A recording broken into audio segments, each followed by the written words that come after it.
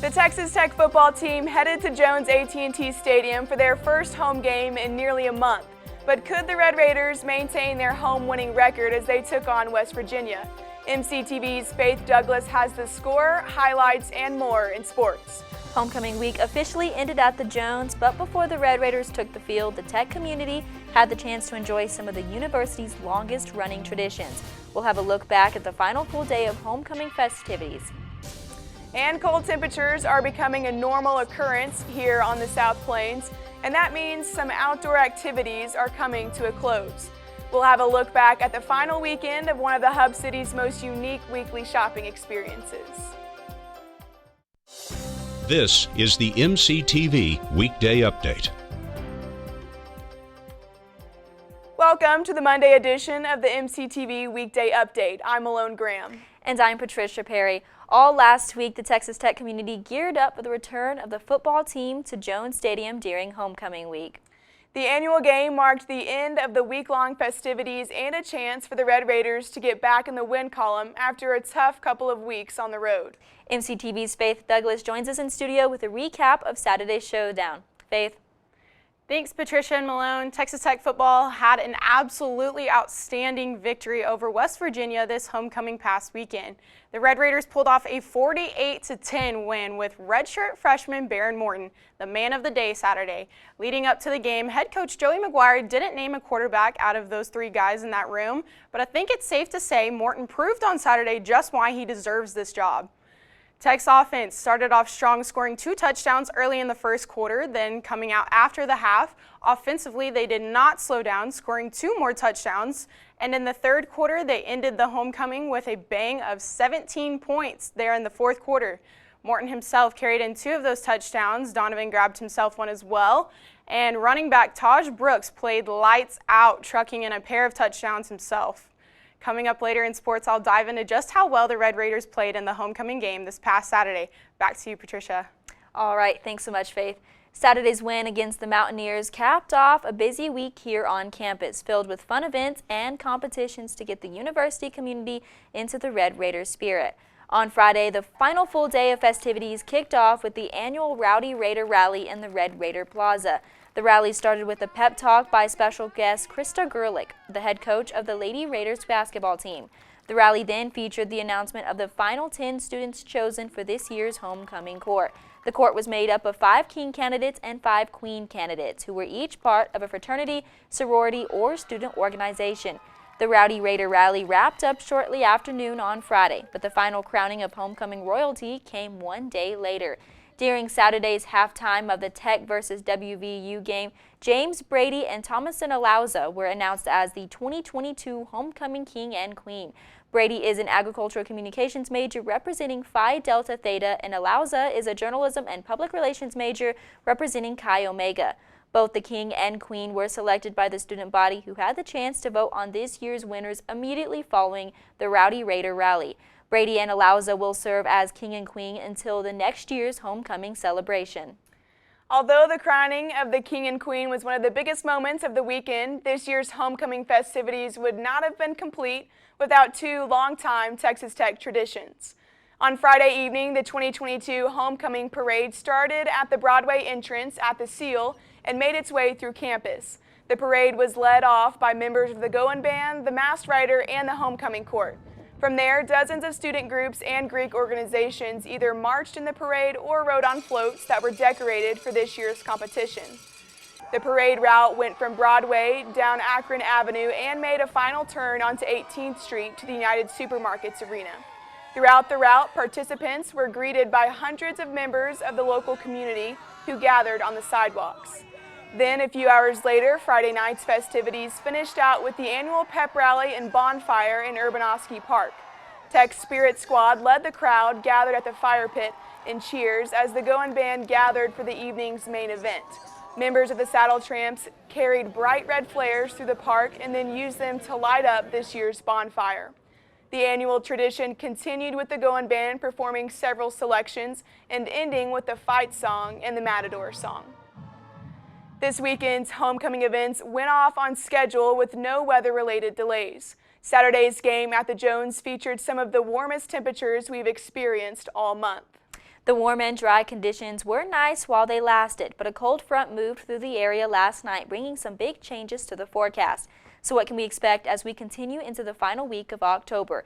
Let's take a look at the MCTV forecast. The MCTV tower cam is showing a lot more clouds than we saw just a few hours ago. High winds have been causing some big changes in the weather, including a huge drop in temperatures from this weekend. Highs have already topped out this afternoon after climbing into the upper 60s, but now we're seeing temperatures fall, and they could drop into the 40s before sunset. On top of that, a storm front is also moving through the South Plains, and rain showers could return soon. The front is currently moving through the western counties, and showers could continue after sunset. Overnight, the rain chances will stay around until midnight, but after that, skies should clear, and that could lead to one of the coldest nights we've seen this fall. Lows are expected to drop into the upper 30s, and winds will remain breezy through the night. Tomorrow we should see a return of the sun, but temperatures won't get much higher than today. Highs are expected to reach the upper 60s by late afternoon, but another cool off will lead to overnight lows back in the 40s. Heading into midweek, temperatures will continue to rebound, with highs expected to make it back in the 70s on Wednesday and Thursday. The winds will also be much lighter, with speeds staying below 20 miles per hour. Conditions should also remain dry through Thursday evening. Looking ahead, another cold front will move through the area early Friday morning, leading to a lot cooler conditions for the weekend and another chance of rain. But a rebound in temperatures next Monday should make for a mild Halloween night. As we mentioned earlier, the Texas Tech football team improved their Big 12 record after another win at the Jones. But the football team weren't the only Red Raider athletes in action last week. MCTV's Faith Douglas joins us again in studio with a full rundown of highlights and scores from this past weekend in sports. Hi there, Faith. Hey, Patricia. Thanks, Patricia and Malone. Texas Tech football played lights out, firing on all cylinders this past weekend. And let me just say, there's not really an area that could have been any better. Freshman Baron Morton, if you didn't hear his name enough over the weekend, you're going to hear it from me too. He led the Red Raiders to a victory, completing 28 out of 45 passes for a total of 325 yards. This was Morton's first full game as Texas Tech's starting quarterback, but you probably couldn't tell that he was third in line for the job just a few months ago. He had 2 touchdowns and was able to connect with 11 different receivers down the field. Morton wasn't the only one who happened to have himself a game, though. Senior Taj Brooks led the running backs with 107 yards rushing and 2 touchdowns, averaging 6.3 yards per carry. Brooks fought for every single yard he got to and had a breakaway for even 20 yards at one point. Flipping to the defensive squad, Tyreek Matthews recovered 2 fumbles, and then Tech's secondary secured 3 interceptions from the Mountaineers. Defensive back Marquise Waters took care of business, totaling 7 tackles solo on Saturday, and not far behind him, Dadrian Taylor Demerson also had 5 solo tackles, as well as picking off a pass for one of those interceptions. As a whole, defensively, Texas Tech had 39 solo tackles and 59 total tackles. As if this wasn't enough out of both sides of the ball, special teams rounded out how well the Raiders played this homecoming. Kicker Trey Wolf was 100% this weekend with 2 for 2 field goals, as well as 5 for 5 extra points, giving him 11 solo points. The Red Raiders were looking very good this weekend, and now they sit at 4-3 and will face the Baylor Bears this Saturday at 6:30 at the Jones AT&T Stadium. When watching the Red Raiders this weekend, be sure to be on the lookout for former Texas Tech quarterback and now leader of the Kansas City Chiefs as he returns to Lubbock. You know exactly who I'm talking about, the iconic Patrick Mahomes. He will be inducted into Texas Tech football's Hall of Fame this weekend as the Chiefs have a bye week. Mahomes himself is coming off a successful win defeating the San Francisco 49ers 44-23. Switching turf fields, Texas Tech football wasn't the only team on campus celebrating this weekend. The women's soccer team beat the Baylor Bears 2-0 on senior night last Thursday night with their 2 honorees, Charlotte Teeter and Sierra Jones. Teeter scored one of those goals and assisted another, as well as played her last home game at John Walker Soccer Complex. Head coach Tom Stone praised Teeter for their team win. You know, we're certainly thrilled that Charlotte Teeter on senior night scored the game winner. And it was a classic Teeter, right foot laces to the far post. I mean, she's done that her whole career, and it brought the house down.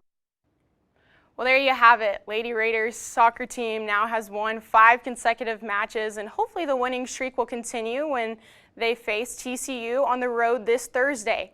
Switching from the turf to the hardwood floor at the USA this past Friday, the volleyball team fell to the Iowa State Cyclones, losing all 3 sets. Though in true Red Raider style, they didn't go down without a fight, falling short each set by 2 points, 5 points, and then 10 points. The first set, the Red Raiders hung with the Cyclones up until the very last point, losing 23-25. Brooke Canas kept the team in the match with 2 smackdown kills, but it wasn't quite enough. In the second set, the Red Raiders got off to a slow start, but then picked it back up toward the middle of the match, tying at 13 points. Though it wasn't quite enough to pull a lead, and they lost the match 25-20. Then finally, the Cyclones took the victory with the 25-15 dub as they led the entire match.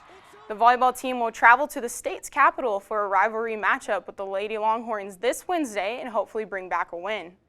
That's it for sports today. Remember to be on the lookout this weekend, though, when watching the football team take on the Baylor Bears at home.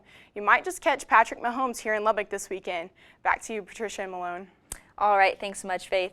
The fall sports season is down to the last few weeks of competition, but sports aren't the only thing wrapping up as colder conditions set in across the region. That's right, Patricia. Several seasonal activities will soon be coming to an end, including one popular shopping event that finished up last week. The Lubbock Downtown Farmers Market held their last event of the year 2 weekends ago. The Farmers Market has become a staple on the community calendar, with vendors setting up in the Depot District at 19th and Buddy Holly Avenue. The annual market includes local produce, baked goods, and homemade art.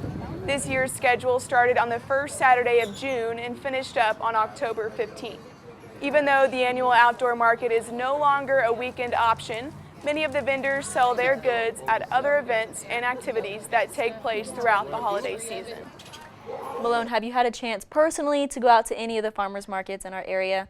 I haven't yet, but I hear it's super fun. It is, and the one out in Wolford is absolutely large. It was actually named as one of the largest in Texas that's privately owned, so you definitely have to check that out. I will. Yeah.